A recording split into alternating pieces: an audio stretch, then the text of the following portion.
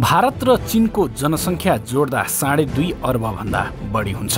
त्यसमा पाकिस्तानको 20 करोड जनसङ्ख्या जोड्दा विश्वको कुल जनसङ्ख्याको 40% भन्दा बढी यी तीनवटा देशमै हुन आउँछ।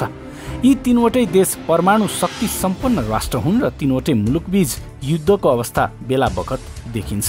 यदि यी मुलुकहरू परमाणु युद्धमा गए भने विश्वको 40% जनसङ्ख्या समस्यामा पर्नेछ। विशेषज्ञका अनुसार चीन भारत बीच युद्ध भएमा पाकिस्तान तटस्थ नबस्न सक्छ। यस्तो अवस्थामा उसको भूमिका महत्त्वपूर्ण हुन सक्छ। परमाणु सिद्धान्त अन्तर्गत भारत र चीनले परमाणु अस्त्र पहिले प्रयोग नगर्ने नीति मान्दछन्। यसको अर्थ यी मध्य एउटा मुलुकले परमाणु अस्त्रको प्रयोग गर्यो भने अर्कोले पनि गर्नेछ।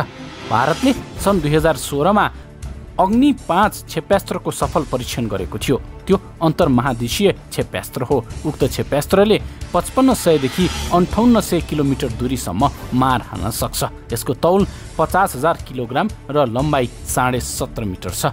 चीनसँग पहिलेदेखि त्यस्तो प्रकृतिको क्षेप्यास्त्र छ। दुई देशबीच जसरी तनाव जारी छ र उनीहरूसँग जस्ता अस्त्र छन् त्यसबाट युद्धले निम्त्याउने अवस्थाबारे सजिलै अनुमान गर्न सकिन्छ।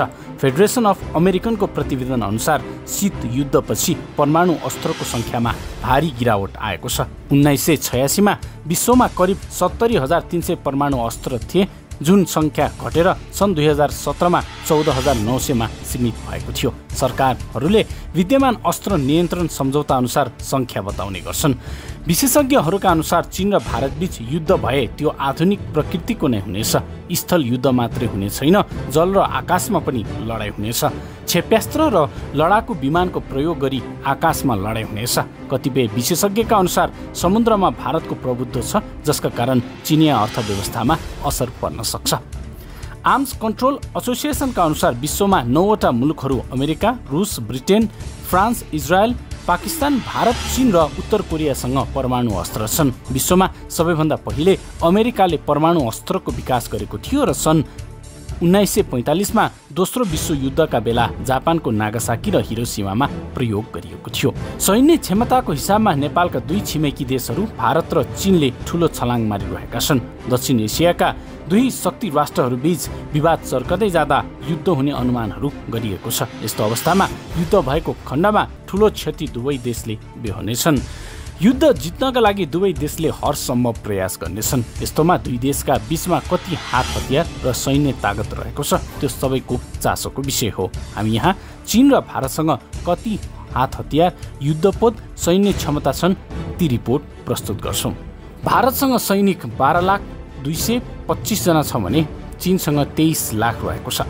युद्ध ट्याङ्क भारतसँग 4426, चीनसँग 6457 रहेको छ। तोप भारतसँग 7414 छन् भने चीनसँग 6246 रहेको छ। वायुसेना विमान भारतसँग 2102 र चीनसँग 2955 रहेको छ।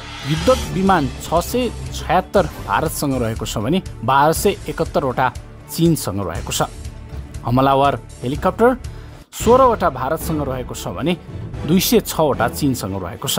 त्यस्तै हमलावर विमान 809 वटा भारतसँग, 1385 वटा चीनसँग रहेको छ।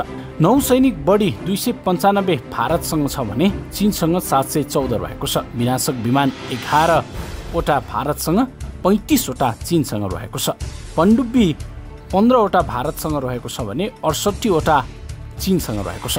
जलपोत भारतसँग 23 वटा, त्यस्तै चीनसँग 53 वटा रहेको छ। परमाणु हतियार 130 वटा भारतसँग रहेको बताइएको छ भने चीनसँग 270 वटा रहेको छ। यसरी सरसर्ती हेर्दा भारतभन्दा चीन शक्तिशाली देखिन्छ। चीनले पछिल्लो साता लद्दाखसँगै प्यायोङ सो लेक र गलवान उपत्यकामा थप सेना तैनात गरेको छ। गलवान क्षेत्रमा पछिल्लो 2 सातामा 100 भन्दा धेरै पाल टाँगेर चिनिया सेनाले बङ्कर निर्माण गर्न शक्तिशाली सैन्य उपकरण ओसार पसार गरिरहेको छ। मिडिया रिपोर्टका अनुसार गत सातामा मात्रै चिनिया सेनाले लद्दाख क्षेत्रमा धेरै गतिविधि गरिसकेको छ।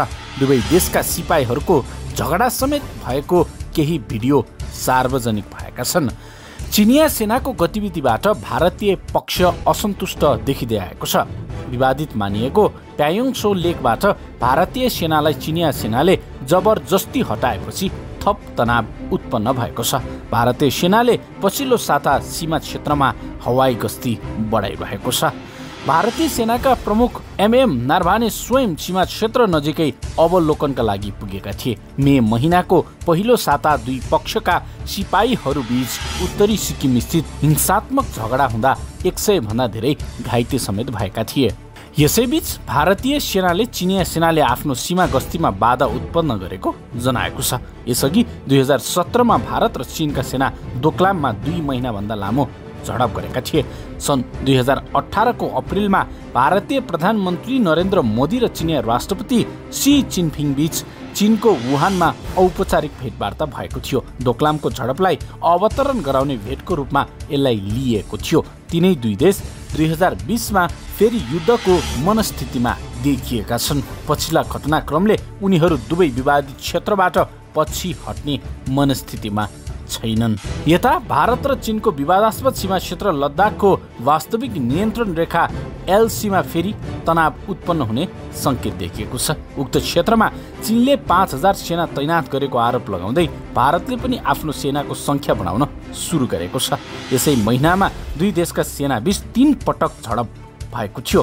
पछिल्लो हप्ता दुवै देशका सैन्य कमान्डरहरू बीच छलफल भई उक्त मुद्दालाई सुल्झाउने प्रयास गरेका थिए। समाचार एजेन्सी ANI का अनुसार भारतीय सेनाको 81 र 114 ब्रिगेड सेना तैनात क्षेत्र नजिकै चिनिया सेना पनि देखिएका छन्। चिनिया सेना नियन्त्रण रेखा नजिकै रहेको पेनगोङ ताल नजिकै पुगेको जनाइएको छ र उनीहरू थुप्रै सवारी साधनमा निर्माणका सामग्री सहित आएको बताइएको छ। चिनिया सेना गलवान नाला क्षेत्रमा बसिरहेको भारतीय सेनाको पोस्ट KM 120 भन्दा 15 किलोमिटर नजिक आइपुगेको जनाएको छ। त्यहाँ चिनिया सेनाहरू पाल टाँगेर बसेका छन्। चिनिया सेनाले त्यहाँ बङ्कर निर्माण गर्न लागेको र त्यसका लागि धेरै उपकरणहरू समेत प्रयोग गरिरहेको भारतीय सेनाको आरोप छ।